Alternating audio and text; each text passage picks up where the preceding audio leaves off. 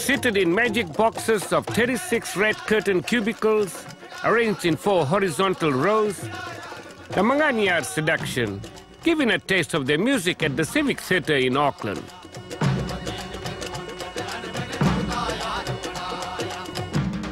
It was one of the biggest acts of its kind from India to hit our shores, headlining this year's Auckland Arts Festival.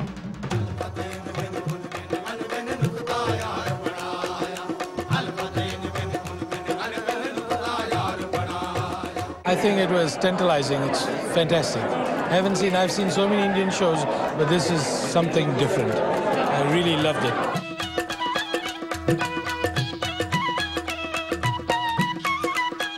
It's just unbelievable. It's something I've never seen before, even in India. I mean, the choreography, the way they were seated, the lighting, it was all just perfect. We had such a great time. It was wonderful.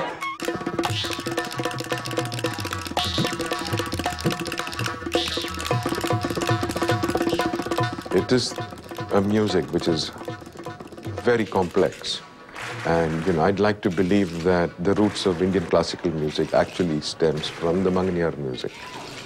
And how they are different is, in spite of having great skill as musicians, they don't attribute their skill to themselves. They attribute any activity in form of music to the divine. So there is that egolessness which happens, and that's what makes their music very special.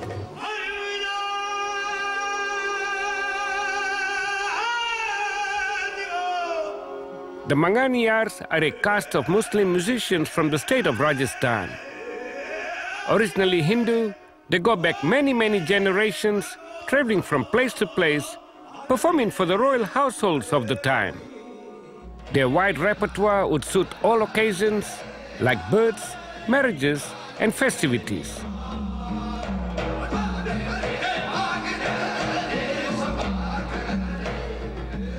It's only later, it's only after the Mughals came into the country, it was during the time of Akbar, that they got converted into Islam. And then they started picking up the Sufi repertoire.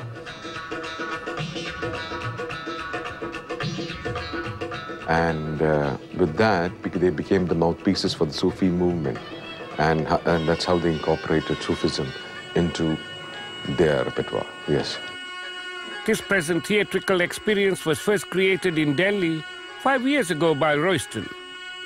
He has a background in theatrical directing and auditioned 500 musicians.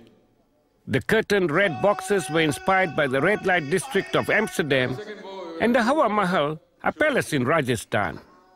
So for me, even to arrange the music was like how I would arrange emotions in a play, or how they would have to be organically arrived at.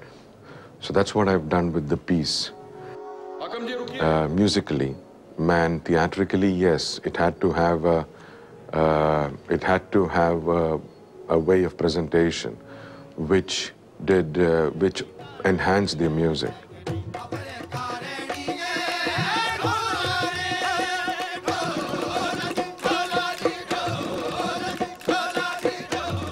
A colleague from another festival recommended the company to me, and I went to Amsterdam to see them. And it has to be worth it to bring such a large group from, kind of really across the world, and it's their time, it's our time, it's a lot of money, and but I think that the result is just absolutely amazing. Not only did the group consist of musicians, but they brought their own chefs along to prepare their meals. Have a look at this. The kitchen of the Winter Garden at the Civic is now a busy Indian kitchen. In the part of India we come from, chili and spices are eaten in larger quantities because of the medicinal qualities. It clears the mouth, and for artists like us, it is very important, because when our throats are clear, it enables us to sing better. We all eat together, we all cook together, and and there's this lovely warm kitchen happening wherever we go. So it's more fun than anything else, yeah.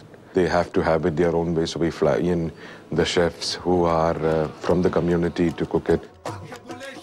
So it's just that, you know, it's their home-cooked meal. They just need to have their home-cooked meal.